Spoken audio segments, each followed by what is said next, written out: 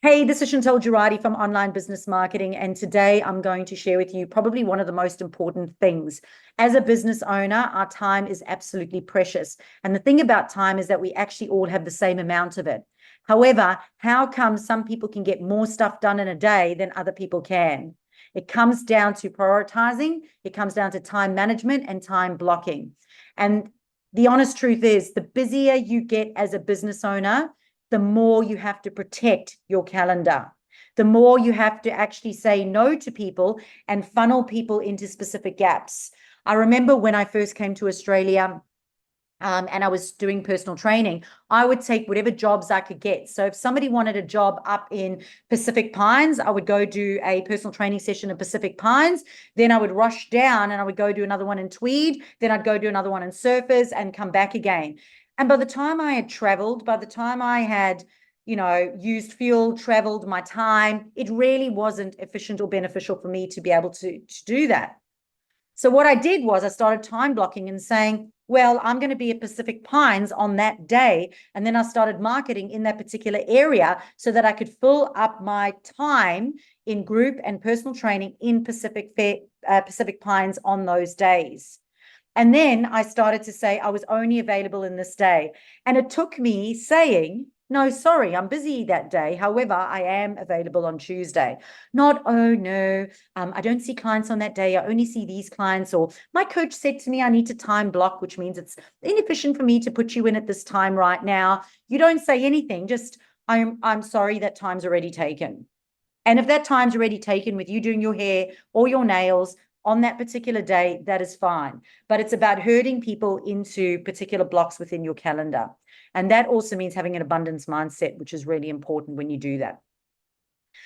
Okay, so before we start, I do want to share with you a couple of other times that I've used time blocking in my life. So maybe I am a DC. So if you follow the DISC personality profiling types, I'm a D, which is dominant, and a C, which is process driven, conscientious, which is process driven. So I do like processes, and I like the sense of control that I have by having my calendar tell me what to do. Like, I love that control. Now, I understand that for some people, they may not like that, and it may need to be something that they've got to learn to grow on them. But I can tell you right now that the stress relief that comes from having that, you will soon learn to love time blocking. But a couple of times I've used it within my life. So one of the times was when I did triathlons. So BC, before children, when I did triathlons. With triathlons, there are 3 disciplines. You've got to run, you've got to swim, you've got to cycle, then you've got to put it all together. So there's actually 4 things, because you've actually got to practice transitions and doing it all together. And then on top of it, there was actually recovery. And the 6th part of that was actually recovery and stretching. And then the 7th part of that was strengthening. So really, there were around 7 different things that you had to do in order to be a good triathlon. If I woke up every single day and I just did a little bit of swimming, a little bit of cycling, a little bit of this, and I had no plan at all, I would never have been able to make it to Worlds. I would never have made it to Worlds, and I would never have placed 3rd in South Africa. It was around having an absolute structure and a process of where those 7 were going to fit in, so that I didn't get injuries, so I didn't get exhausted, so I didn't get fatigue, so I didn't tear muscles and wear out my motivation. So when I time blocked and I woke up every single day, and the coach, I was very lucky, but I had a coach, and my coach gave me the times that I had to do it. It was like, this day was swimming endurance, that day was a strength day, this day over here was for sprint running.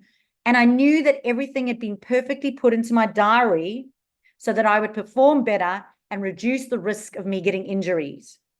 Okay. And it's the same thing for us within our business. We need to look at where we are putting things within our diaries, and are we setting ourselves up for failure, or are we setting ourselves up for success? Okay. Now, a second time that I use this within my business, actually a third time now, third time I've used it in my business, is when I fell pregnant with twins. So yes, I'm lying on the table. They told me I couldn't fall pregnant because I was a triathlete with low body fat percentage. 1 month after being married, I'm pregnant with twins. They're telling me, no, they don't think it's possible. Yes, it was. And then they go, sorry, are there twins in the family? Because if they're not, they are now. And I'm like, what? And now 1 month married in a new state in South Africa, without family, and now pregnant with twins. All right. Time blocking, very important. At that point, newly married, trying to take care of myself. I was working at fitness centers at the time. I was also teaching prep at a Christian school. And then on top of it, I was pregnant. So I had to, with identical twin girls, so it's a high risk pregnancy. I had to manage my heart rate it had to stay underneath a certain thing, else it became a high risk. So I had to manage the activities that I was doing so that if I was teaching spin classes, yes, pregnant with twins up until my third trimester or maybe halfway through my second trimester, I could do all those things, but I had to do them in a specific order, in a specific time frame, so I could still work, still train, still do everything. And then when I had the twins, more time management, because I had to go, Erin, what does she need? When is she feeding? Jordan, when is she feeding? What does she need? When's she sleeping? And when do I actually get some self-care? When do I actually get to sleep with twins? Okay. So again, time managing and time blocking, I just automatically fell into that structure because I had a sense of control with it. And I felt like that was the winning recipe. And if that was the winning recipe, I would just do it because it meant that I would get the best out of everything. Like I'd be setting myself up for success. And probably the last time that I remember really using time blocking, and again, from a personal perspective, is then when I had my third daughter, my baby girl, moved to a whole new country. So 3 daughters under the age of 5, new country, working, 3 kids, no family support, trying to grow a business. The twins are sleeping at one time. My 1-year-old's sleeping at another time. They're feeding at all different times. They've all got to play, do different things. And now, again, time management. How am I going to do this? And how am I going to fit in exercise as well? Because I 100% believe you need to put in the soul satisfying stuff. Daryl's a runner. He's going to put in his running every single day. He's going to put it in there. You know, Allison's going to put in a meditation every single day. Like there's these non-negotiable things that you're going to put in. Joanne does her hair. So I know she does her hair. So Joanne's going to make sure her hair's in there. I get my nails done every 3 weeks. That's going to be in my diary. I exercise every day. That is inside my diary. Steph, I'm sure every day is on her aqua gym bike, and it's vital. The only way that you can run a professional business and fit in your family, connection, all the soul satisfying things that you need to do, but all the other things that you also want to do, time management is key. Because if you let days go by, they will go by and nothing will get done. Stuff will be left undone. Simple as that. So time blocking is all about dedicating specific blocks of time for high priority activities. And like I said, high priority activities include things that are important to you. Necessities like health and exercise and meal prepping and journaling and meditating and breath work. And they are all high priority activities, but also high priority activities for your business and your marketing. This ensures that you're obviously going to be more productive and more focused when you get to those times. Because if you don't have allocated times and you're trying to do everything all the time, you're just going to get overwhelmed and you're never going to do anything properly. Okay. So by allocating time for things like management, development, strategy, systemization, reading your analytics, you're going to have a structured approach to the way that you run your days. You will run your days instead of your days running you.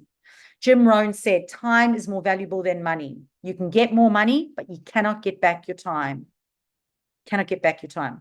So the American Psychological Association said that implementing time management strategies led to 10% improvement in overall business performance.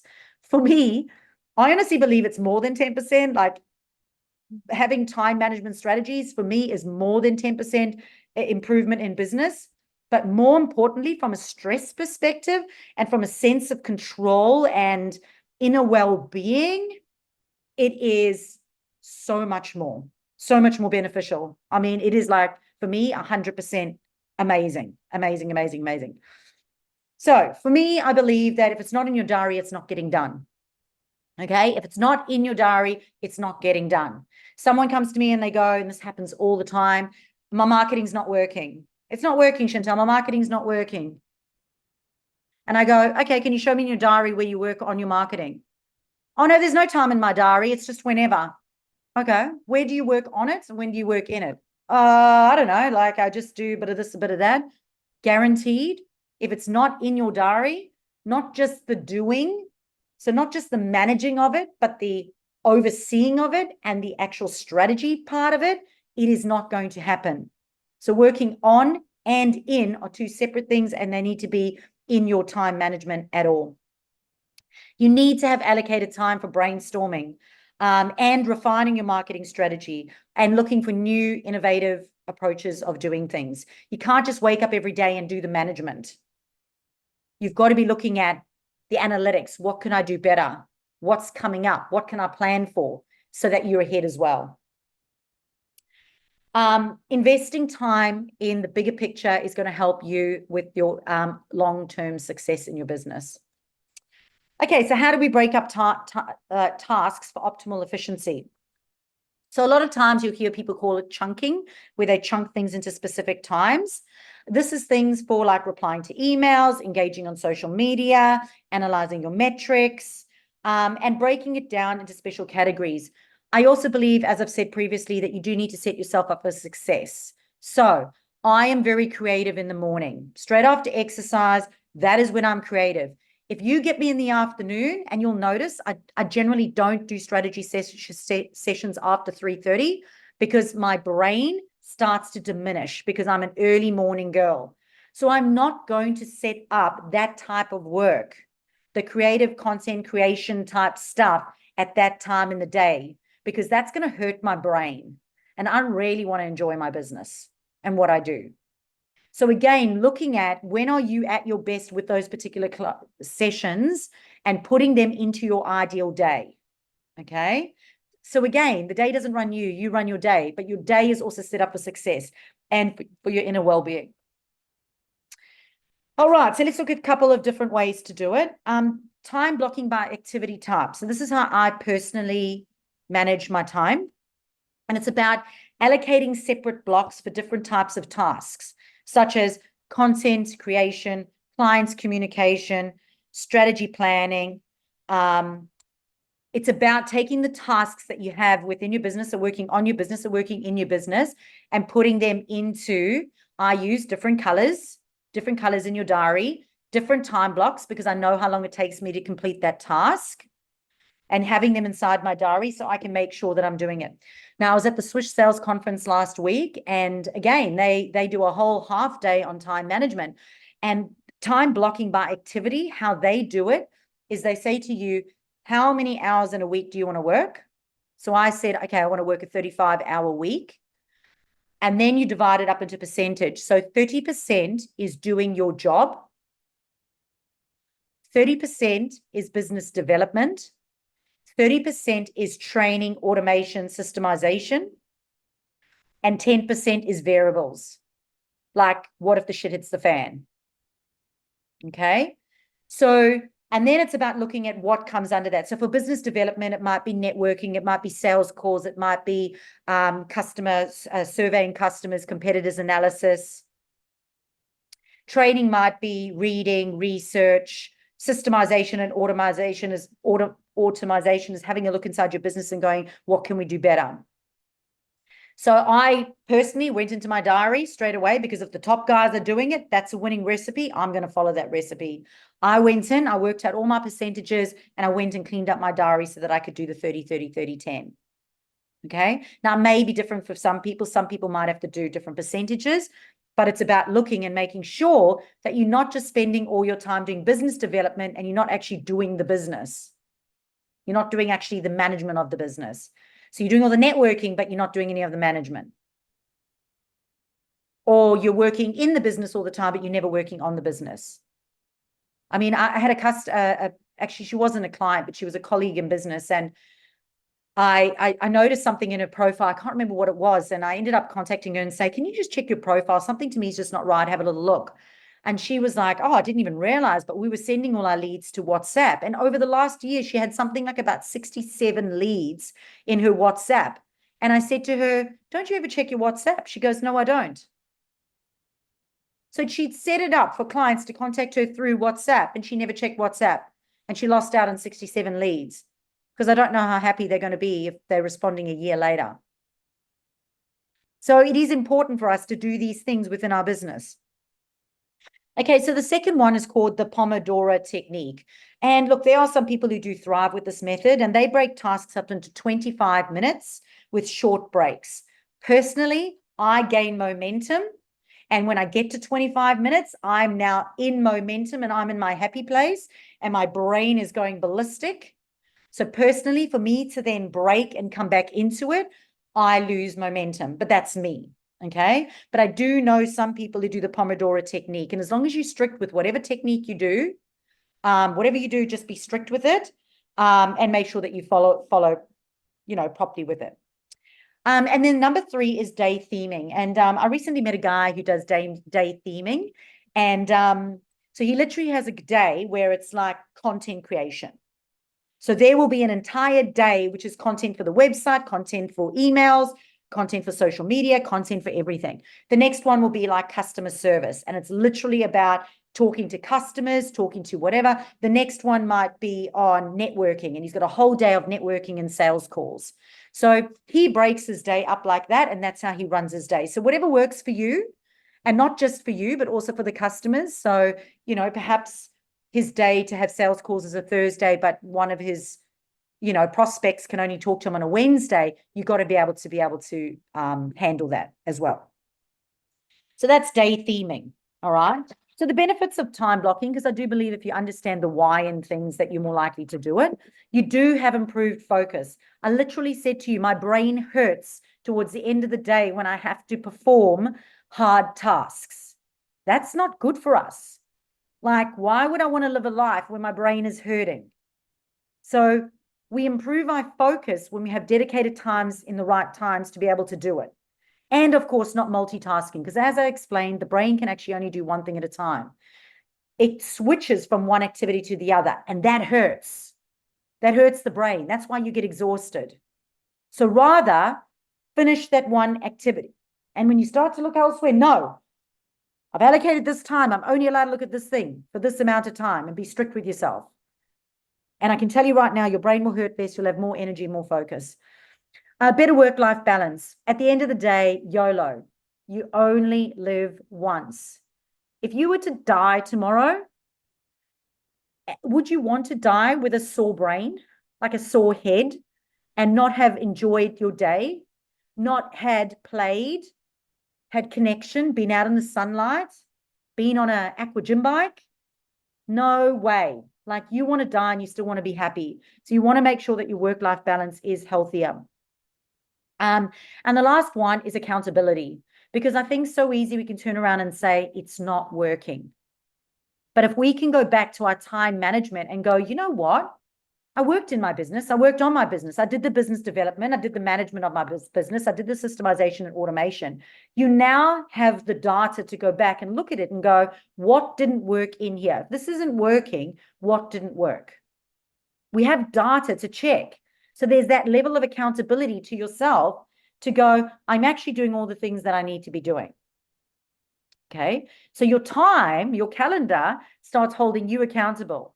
And as I've said before, I always run my notifications so they beep 10 minutes before. So 10 minutes before, I get a notification. And you know what that tells me to do? To start backing off what I'm doing in the other tasks. So to start ending it off. Start weaning myself off that particular task because I'm now ready for a new one. So start to put it away. And that way I'm now not overlapping or now stressed when the new task comes. Okay. And of course, please make sure that you're putting in time for lunch breaks, water breaks, even getting up and just going for a walk around. Okay. I have little buffers inside my calendar as well after my strategy sessions so that I can get up, I can walk around, go get a bit of sunlight so that I'm better when I come to my sessions. All right. So here's a list of tasks, and you may want to write these down, but a list of tasks that should be in your weekly planning when it comes to managing your marketing. Okay. Strategy meetings. When do you ever have a strategy hour? A strategy hour for the week, a strategy hour for the quarter, a strategy hour for the next campaign that's coming up. So remember, this is your weekly planning. You have to include a strategy session. You have to include a content planning session. Some people content plan for the week. Some people content plan for the month. Whatever that is, content planning has got to go into there. for blogs, for emails, for social media, for lead magnets, content planning. Number 3, campaign management. Going in and having a look at your campaigns. If you're doing a Black Friday sale, do you have time to go in and check every day who's opening those emails, who's clicking on those links, and what can you do about it? So campaign management. Number 4 is team check-ins. When do you check in with your team and make sure that they are progressing, that they are addressing challenges, and that their priorities are in alignment with your outcomes that you're expecting? And if you are the team, that needs to be a team meeting with yourself. A team meeting with yourself to hold yourself accountable. Number 5, performance reviews. Again, if it's you, have a performance review with yourself. If it's a performance review with your team, what's working, what's not working, what can we do that's better? And encouraging problem-solving skills. What 3 things do you think you can do to improve this problem? And which do you think is the best? Ask yourself that, ask your team member that. Don't just simply go, I can do this, I can do this, I can do this. Ask yourself that question. It encourages problem-solving skills. Number 6 is market research. And again, this falls under business development, making sure that you're looking at industry trends, that you're looking at your competitors, what they are doing. That is invaluable. And people are not doing it. I think, Stephanie, this week I tagged you in another business, not the same as yours, but something different. I tagged you in it because I was like, have a look at this business. Like, this is a competitor. It's a water fitness activity that they're doing. Go stalk them. Go see what they're doing. Check out their language. Check out their funnels. Check out their content, their reviews. Look at their strategy and think, what can I do and what can I do better? Number 7 is brainstorming. And again, how can we brainstorm new ideas and innovative approaches? Number 8 is training and development. When do you train yourself? When do you train your skills? That is ongoing. There's a certain amount of hours, and which is actually more like days in a year, where I train myself. For me, it is 4, 8, 12. I probably do about 20 days a year, 20 days a year that I do in skill development. And that's not even looking at YouTube videos and reading books. That doesn't even count. Number 9 is client communication. And again, I like to do this, in the morning, have a time, 9 till 9:30 and 4:30 till 5. I can't do strategic thinking, but I can certainly answer my emails at 9 to 9:30 and 4:30 to 5 in the afternoon. And the rest of the day, I don't touch them. They can wait. Between 9:30 and 4:30, they can wait. No one's going to die waiting. Number 10 is feedback sessions. So feedback sessions to team members, feedback session for yourself. Number 11 is looking at budgets. So again, looking at the financial implications of what your marketing is. You have to keep your eye on the finances. Is that in your diary? Is it maybe once a month? For me, it's once a month. My bookkeeper gets back to me once a month, and we look at our income versus our expenses and how we are tracking every time. Number 12 is looking at collaborations. Who can we collaborate? Who can we align with? Who can we do joint ventures with? Number 13 is ad hoc activities, like urgent requests or last minute changes.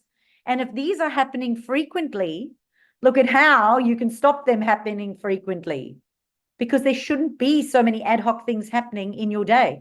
My VAs used to contact me throughout the day. Now they know they can only contact me between 9 and 9:30 or 4 and 4:30 unless it's an emergency. They can only contact me in those times, because else my day was getting interrupted all the time. And guess what? Their problem-solving skills are better now. So if you have team, when can they contact you? When is the contact point? And number 14 is personal development. When are you working on yourself? Because you are the driver of the ship. You are leading that business. Are you doing the things that you need to do? For me, non-negotiables. I meditate every morning, breath work, exercise. I go outside every day. It's a non-negotiable for me, because I will be a better human if I do that. I will be a better coach. I'll be a better leader. So we want to make sure that these things are put into our weekly planning. And as I said, these are going to help your overall marketing performance, because if it's not in the diary, it's not going to happen. It'll happen next week. It'll happen next week. It'll happen next week. It'll happen next week. And the way to get started, if your diary is full right now, just book it in. I was busy for the last 2 weeks because I was in conferences, and my team needed to have, they asked for team training because they have access to that with me. And I said, go book it in. And they said, well, there's nothing until 2 weeks' time. So I said, well, book it in for in 2 weeks' time. Because if it's in the diary, it'll happen. But if you wait for 2 weeks' time, the diary is going to be full again, and you're going to have to wait another 2 weeks' time. So go in and put it in the diary. 2 weeks happens like this. 2 weeks is gone, like that, done. But now it's in the diary. So be ahead. Go book in a meeting with yourself ahead of time. When you've got campaigns, work backwards and go, there's a Black Friday campaign. So 4 weeks before, I need to have a strategy session around how I'm going to manage my Black Friday campaign. 4 weeks before, I'm going to map it out. Then I'm going to put it in my diary on how I'm going to run that marketing the 4 weeks up until Black Friday. So that it doesn't come to 2 days before Black Friday and you're sending out a 2-second email written by ChatGPT that doesn't follow any strategy that I teach you. So don't do it. Don't do it. So absolutely imperative that we do it. At the end of the day, it is going to streamline your workflow. You're going to have greater efficiency. You're going to get more done. The irony is that when you look at your diary and you see gaps, when you see gaps like that, I go, oh my gosh, I'm getting in everything that I need to do in my day. I'm getting everything I need to do in my day, and I've given myself enough time to do it without stress. And then I see that little gap and I'm like, how lovely is that? I got more time than I think. So super important to note. I had another, where is it? I had another, oh, I can't find it now. Can't find it. Maybe it's here. Oh, okay, here we go. Have you ever heard yourself saying, if you want something done, ask a busy person? It highlights the profound truth that we all have the same amount of time, but it's how we prioritize our time and it's how we use it. It comes down to how we manage our time and our workload. We all have the same amount of 24 hours, but it's how we choose to do it. So if you allow yourself 15 to 20 minutes to have lunch, and that's enough time to do it, and you stick to that time, you're going to be okay for the rest of the day. If you allow yourself 20 minutes to go onto social media and post into Facebook groups, and now you start scrolling through and looking at other things, you're now dishonoring your time, and you're now not doing the business development activities that you need to be doing.